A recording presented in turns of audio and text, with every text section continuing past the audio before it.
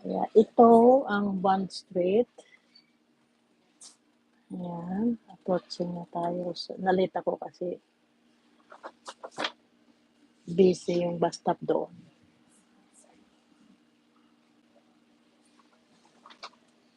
Ayan yung ano, oh, Selfridges. Hindi pa masyadong crowded ang mga tao ngayon kasi ginaga pa. After mga 1 o'clock yan, daming tao yan dyan. Yan yung Selfridges. So,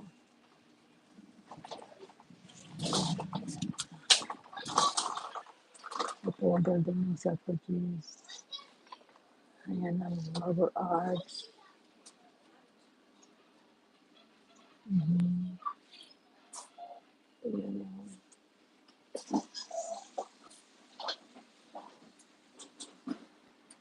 yan ang logo ng Selfridges.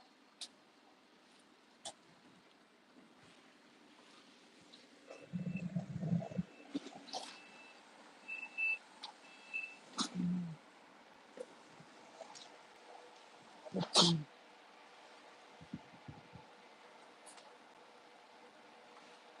Mhm.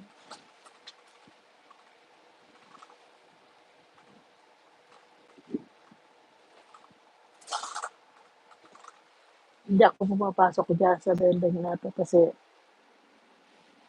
hindi ko kayang bilhin. Mabuti pa sa Pedro, kaya ko pa. Kaya ko yung ano doon, donut. Krispy Kreme donut. Yun lang kaya kong bilhin. Hindi ko alam kung mayroon pa doon. Kaya yung isang biscuit 5 pounds.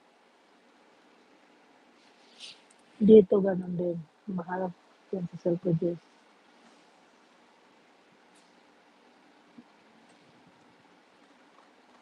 Ayan. Dito na tayo approaching sa Marble Arch.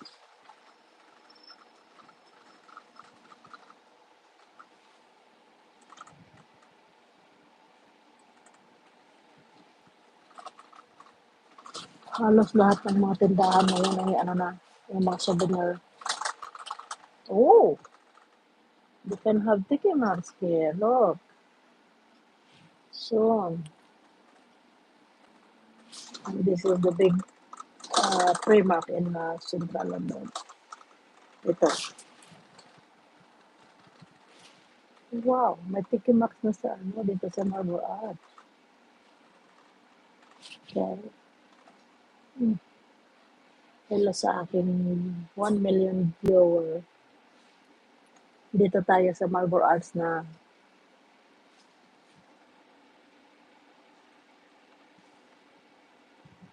ito yung crowded lagi na siya Primark.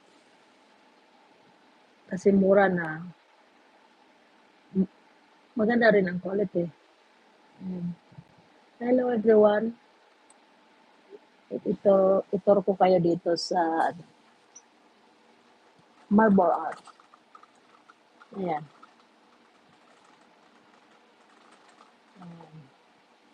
Marble Arch Station. Tapos, ikot tayo dito sa Park Lane. Tapos sa Hyde Park Corner. Ayan. Dito ako ngayon sa taas ng bus. Sulok ko kasi walang tao. Ayan. Sulok ko. Ito lang pumitaw sa likod. Ayan. Parang atupado ko yung ano, yung bus. Ipakita ko rin yung nice view ng London. Ayan. May nagka-camping dyan. Ayan.